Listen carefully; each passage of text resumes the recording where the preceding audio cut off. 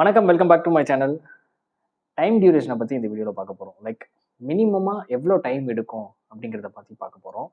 Like ஏன் இந்த time ரிலேட்டடான வீடியோஸ் அப்படின்னு பார்த்தீங்கன்னா, just I was seeing the comment session. அப்போது வந்து ஒருத்தர் வந்து கேட்டிருந்தாங்க, ஸோ மினிமம் 5 இயர்ஸ் எடுக்குமா இந்த ப்ரிப்பரேஷன் முடிக்கிறதுக்கு? ஸோ ஸ்டார்ட் பண்ணி கம்ப்ளீட் பண்ணுறதுக்கு 5 இயர்ஸ் ஆகும்னு சொல்கிறாங்களே, அது எப்படி அப்படின்னு வந்து கேட்டாங்க. ஸோ இதை பற்றி தான் இந்த வீடியோ இருக்க போகுது. அண்டு இப்போ இந்த கமெண்ட்ல வந்து பார்த்தீங்கன்னா 5 இயர்ஸ் ஆகுமான்னு கேட்டது வந்து பார்த்தீங்கன்னா, எப்படி கேட்டிருப்பாங்கன்னு பார்த்தீங்கன்னா, சம்ம அரவுண்ட் யாராவது வந்து சொல்லியிருப்பாங்க. ஸோ எப்படியாவது வந்து அந்த இன்ஃபர்மேஷன் வந்து பார்த்தீங்கன்னா காதுக்கு வந்திருக்கும். அட்லீஸ்ட் அவங்க வந்து பார்த்துருக்கலாம். ஒரு அவங்களுக்கு தெரிஞ்ச சர்க்கிளில், அவங்களோட சர்க்கிளில் யாராவது ஒருத்தர் 5 to 6 அட்டெம்ப்ட்ஸ் எடுத்து 5 இயர்ஸ் வந்து இதுக்கான டைம் வந்து கொடுத்து கிளியர் பண்ணவங்க இருப்பாங்க. இல்லை யாராவது சொல்லி இவங்க கேட்டிருப்பாங்க. அதனால ஒரு டவுட் வந்து வந்திருக்கும். ஸோ 5 இயர்ஸ் ஆகும் போலையே அப்படின்ற மாதிரி. பட் இதில் உண்மையும் இருக்குது, இதில் வந்து மித்தும் இருக்குது.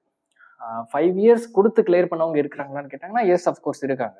5th attempt, 6th attempt, 7th attempt இந்த மாதிரி கொடுத்து கிளியர் பண்ணவங்களும் இருக்காங்க.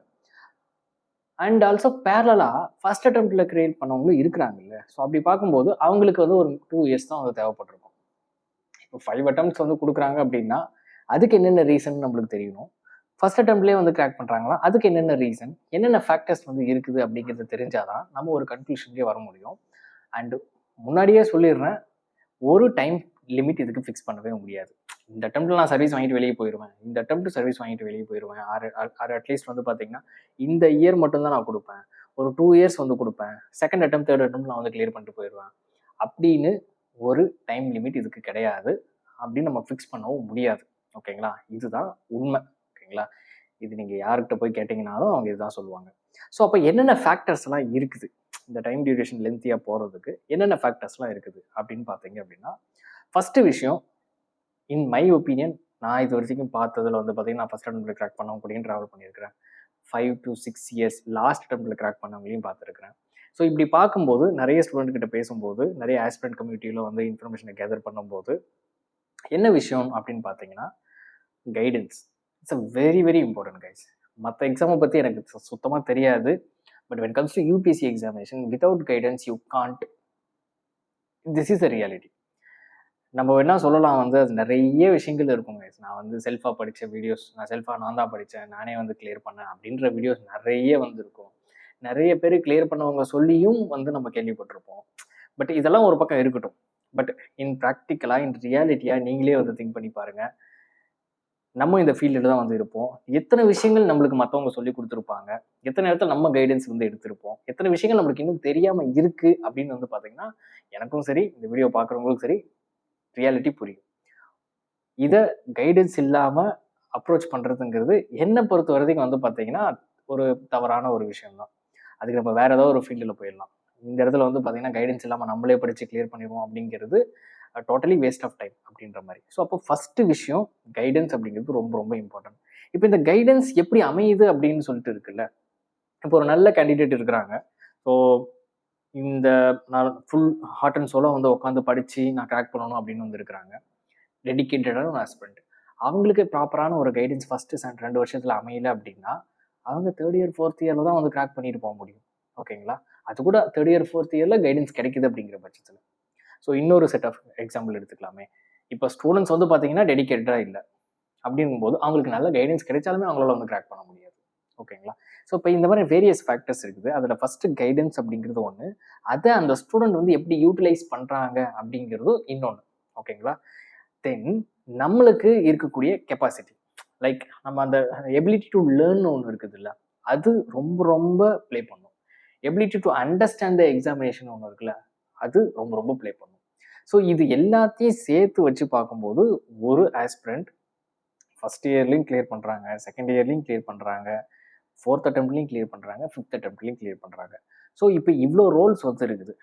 இப்படி இருக்கும்போது இந்த எக்ஸாமை நான் ஃபஸ்ட் இயர்ல கிராக் பண்ணிடுவேன், ஃபஸ்ட் அட்டெம்ப்ட்ல கிராக் பண்ணிடுவேன், செகண்ட் அட்டெம்ப்ட்ல கிராக் பண்ணிடுவேன் அப்படின்லாம் வந்து சொல்லவே முடியாது.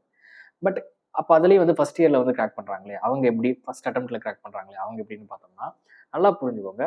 ஃபஸ்ட் அட்டெம்ப்ட், ஓகேங்களா, ஃபஸ்ட் டைம் அந்த எக்ஸாமை எழுதுவாங்க, அவ்வளோதானே தவிர அந்த வருஷம் தான் அவங்க ப்ரிப்பரேஷன் பண்ண ஸ்டார்ட் பண்ணுறாங்களா அப்படின்னு கேட்டிங்கன்னா நோ. ஃபஸ்ட் அட்டெம்ப்ட்னா காலேஜ் 4 வருஷம் இருக்கும்ல, 3 வருஷம், ஆர்ட்ஸ் அண்ட் சயின்ஸ்னால் 3 வருஷம், அல்லது இன்ஜினியரிங் அந்த மாதிரிலாம் போகிறீங்கன்னா 4 வருஷம். 12th முடிச்சுட்டே உட்கார்றவங்களாம் இருக்கிறாங்க.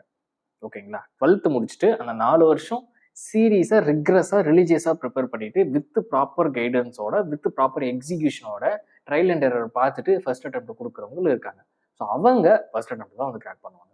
அதை தாண்டி நான் ஃபர்ஸ்டே சொன்னேன்ல, ability to learn, ability to understand, so இதெல்லாம் இருக்கும்ல. ஸோ எபிலிட்டி டு எக்ஸிக்யூஷன் அப்படின்னு சொல்லுவாங்க. எக்ஸாம் ஹாலில் பர்ஃபார்மன்ஸ்னு ஒன்று இருக்குது. இப்போ இந்த குவாலிட்டிஸ் இருக்கிறவங்களும் கிளியர் பண்ண சான்சஸ் வந்து இருக்குது. அதாவது கிளியர் பண்ணியும் இருக்காங்க, நானும் பார்த்துருக்கேன்.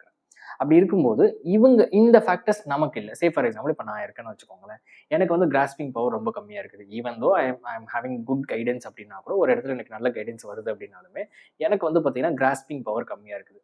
ஒரு ஸ்டூடெண்ட் ஒரு 2 டைம் படித்து புரிஞ்சுக்கிறத நான் ஒரு 3 டைமோ 4 டைமோ படித்து புரிஞ்சிக்க வேண்டியதாக இருக்குது. அப்படி இருக்கும்போது நான் அந்த டைமை கொடுத்து தான் ஆகணும். ஓகேங்களா? ஸோ அப்படி வரும்போது இது ஸ்டூடெண்ட்டுக்கு ஸ்டூடெண்ட் மாறும். அவங்க எடுத்துக்கூடிய அப்ரோச்சு, அவங்க எந்த கைடன்ஸில் இருக்கிறாங்க, இது எல்லாமே மாறும். அவங்க எப்படி எக்ஸிக்யூட் பண்ணுறாங்க, டைம் வேஸ்ட் பண்ணாமல் படிக்கிறாங்களா, ஸோ இந்த மாதிரி டீவியேஷன் பெரிய ஃபேக்டர். டீவியேட் ஆகாமல் படிக்கிறாங்களா அப்படிங்கிறதெல்லாம் இது எல்லாமே ஒரு ஃபேக்டர்.